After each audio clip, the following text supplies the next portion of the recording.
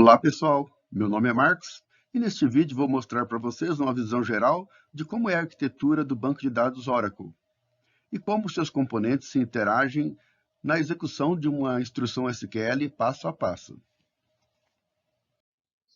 No diagrama mostramos uma arquitetura simplificada de um servidor de banco de dados Oracle. A arquitetura atual do banco de dados Oracle é muito mais complexa, mas nesse diagrama exibimos os processos mais importantes que você deve conhecer. Esta é a camada do cliente, onde fica o usuário. Deste lado, temos a camada do servidor, dividida em três partes. Esta é a área onde ficam os processos que, como o próprio nome diz, ficam em memória. Se você reinicializar o servidor ou der um shutdown na instância, todos esses processos desaparecem. Esta é a área dos componentes físicos do banco de dados. São os componentes que ficam gravados em disco.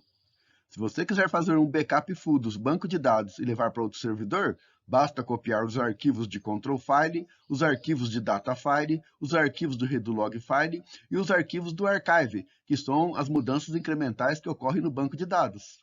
Então, são todos componentes que ficam gravados em disco. E esta é a área dos componentes lógicos do banco de dados, onde temos as tabelas e o segmento de undo, que é tudo que precisa ser desfeito se uma transação não for completa.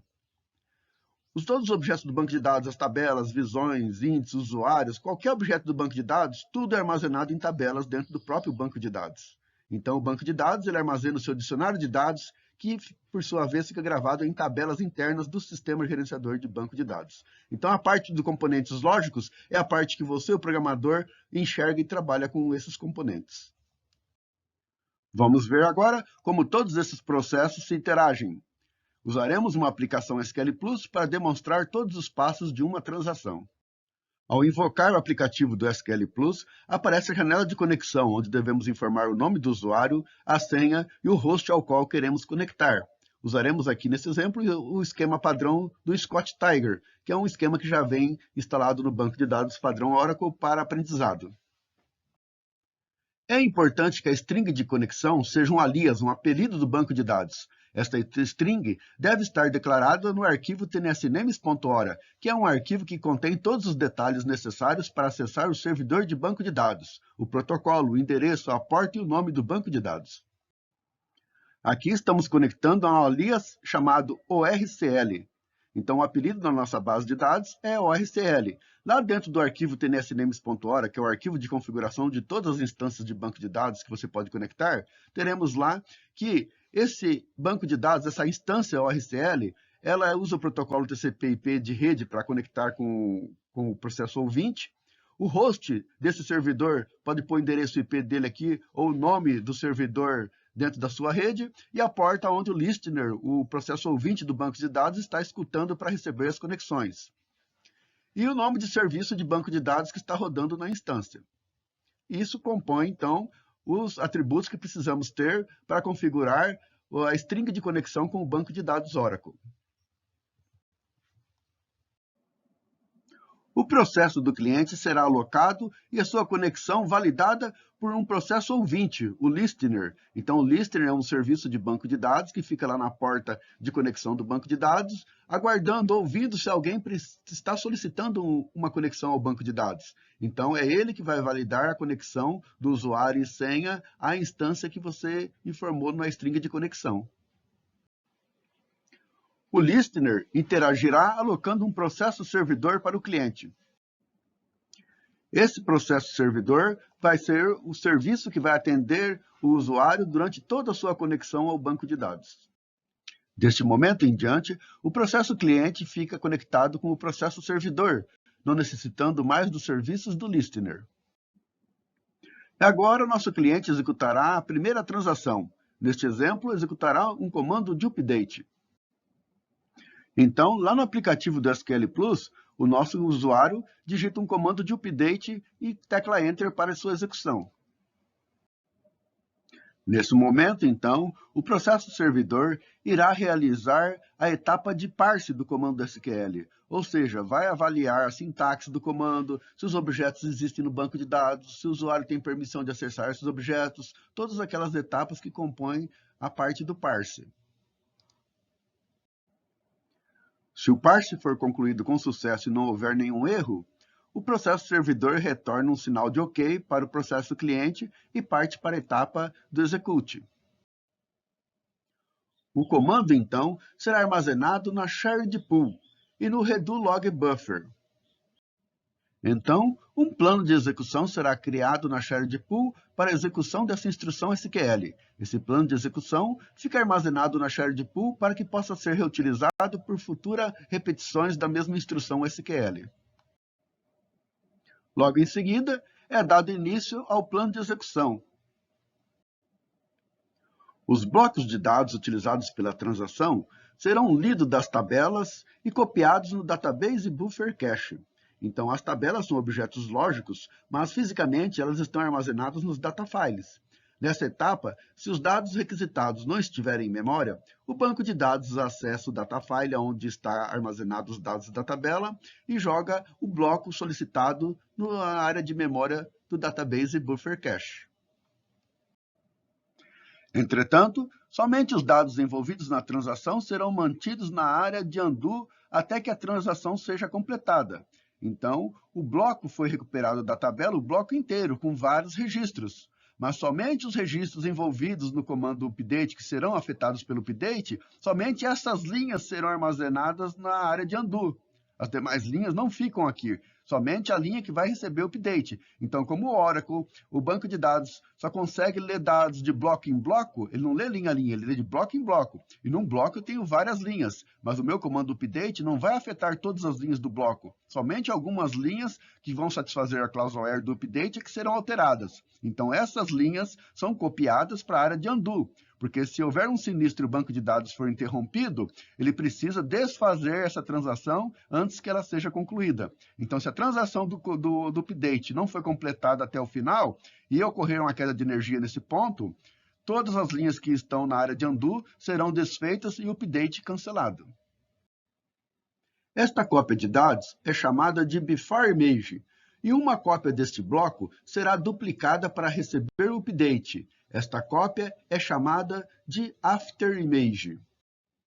Então, neste momento, temos duas cópias desse bloco. A cópia original com o dado sem ser alterado e a cópia do after image, que é a cópia do mesmo bloco, mas com os dados alterados pelo comando update. Neste momento, a confirmação será enviada para o processo usuário, que executa um comando commit que completará a transação e o dado será registrado no redo log buffer. Então, terminou o update, o processo servidor falou para o usuário, update completado, tantas linhas afetadas. E o usuário pode decidir nesse momento de efetivar o update realizando um commit. Então, se o nosso cliente quiser efetivar o update e disparar o commit, ele envia o comando commit para o processo server, né? E o bloco do after image é enviado para o log buffer. A instrução do commit também vai para o log buffer, para ficar registrado que o commit foi executado. O comando commit aciona o processo logwriter e envia todos os comandos da transação corrente para os redo log files. O bloco de dados chamado before image, que estava no segmento de undo, será então apagado quando o limite definido de retenção do undo for alcançado. Então, como o usuário encerrou a transação realizando o commit, eu não preciso mais dessa informação no undo, porque eu não posso mais desfazer essa transação. Essa transação já finalizou, chegou no final dela, foi executado o commit marcando o final da transação. Então, é uma transação que não pode ser mais feito o rollback dela. Mas, se houver um sinistro no banco de dados e eu reiniciar a minha instância, isso que foi salvo pelo commit precisa ser refeito, porque esses dados estão temporariamente no redo log files. Redo, refazer. Então, se der um crash no banco de dados, eu preciso refazer essas instruções que estão no redo log files. Porque o dado foi alterado, foi enviado para o redo, mas ainda não foi gravado nos data files. Uma última confirmação será enviada ao processo user, para indicar para ele que o commit foi concluído com sucesso. Quando o redo log file estiver cheio, full, é gerada uma troca de log, o que chamamos de switch log. acionando ao mesmo tempo o processo archive e a sequência numérica do log. Então, o redo log files, todo banco de dados ele tem que ter no mínimo 2 redo log files, mas pode ter 2 ou mais, 2, 3, 4 ou 5. E esses redo log files trabalham como se fosse uma fila circular. Então, encheu um redo log, ele passa para o outro. Encheu esse, passa para o outro. E toda vez que um redo log atinge 100% do seu limite de espaço, ele não pode ser liberado para a próxima seção de fila de sua utilização.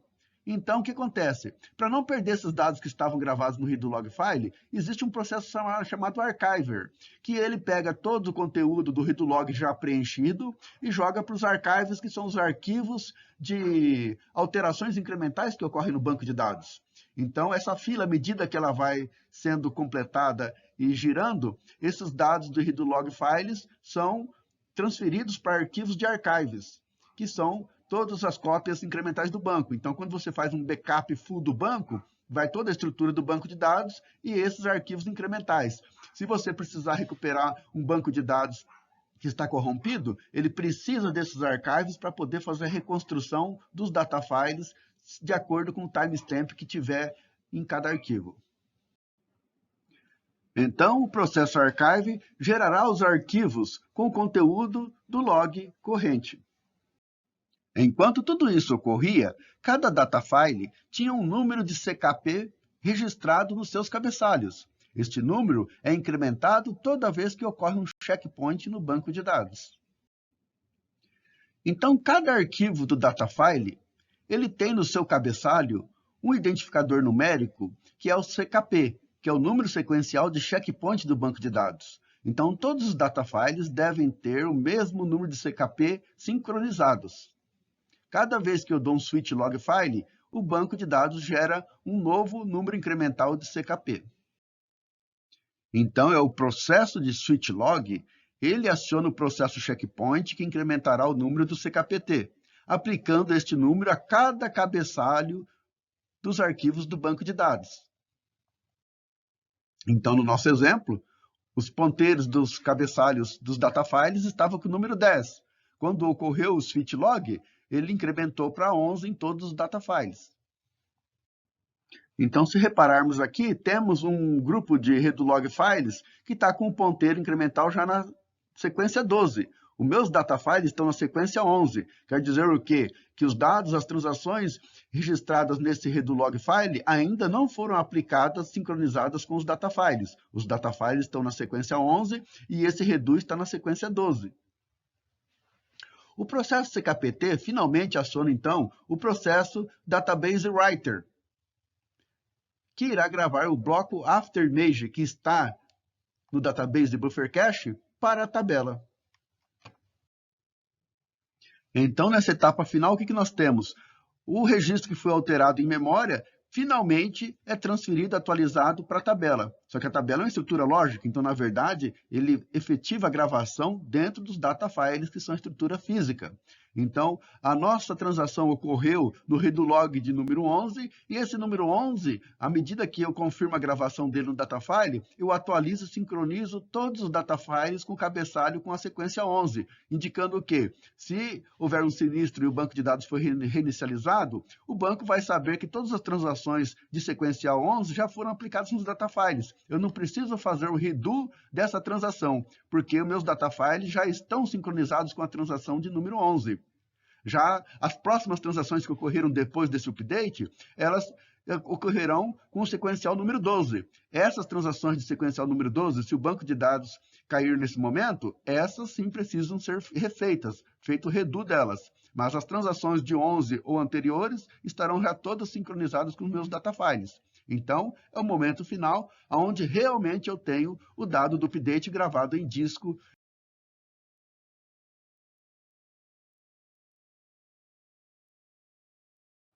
E finalizando, após a conclusão da nossa instrução SQL, o plano de execução dela continua em memória. Se um novo update com o mesmo código for executado novamente, o banco de dados já aproveita o plano de execução já existente e vai fazer o soft parse, aproveitando todo o plano de execução já calculado previamente. O dado que também foi lido de disco para memória, ele está aqui no buffer cache, database buffer cache. Então, o banco de dados não vai precisar ler essas linhas que estão em memória lá do disco, porque já estão em memória. Isso é vantagem para o banco. Ele tem uma economia de tempo, evitando de ter que fazer releitura em disco, sendo que o dado já está em memória. Então, os database buffer cache é uma área de cache mesmo. Toda vez que você lê do disco para a memória, o dado não é limpo daqui enquanto ele não precisar de novo espaço. Enquanto tiver espaço sobrando no database buffer cache, ele vai mantendo os dados em cache para futura utilização. Bom, gente, esse é mais ou menos então como funciona a arquitetura simplificada de um sistema gerenciador de banco de dados no Oracle. Espero que possa ter ajudado a clarear um pouco a mente de vocês de tudo o que acontece em background num banco de dados. Então, quando eu falo sobre uma arquitetura simplificada, são os processos mais importantes do banco de dados Oracle. A nível de curiosidade, aqui temos um mapa atualizado da versão 12 da arquitetura do banco de dados Oracle. Então vejam, reparem que existem dezenas de outros processos também que compõem a arquitetura do banco de dados Oracle. O banco de dados Oracle já está na sua versão 19, sendo lançado a 21, e novos módulos devem ter sido adicionados na sua arquitetura. Mas o principal, o cerne de um banco de dados, é o que foi apresentado neste vídeo. Um abraço para todos e até o próximo vídeo.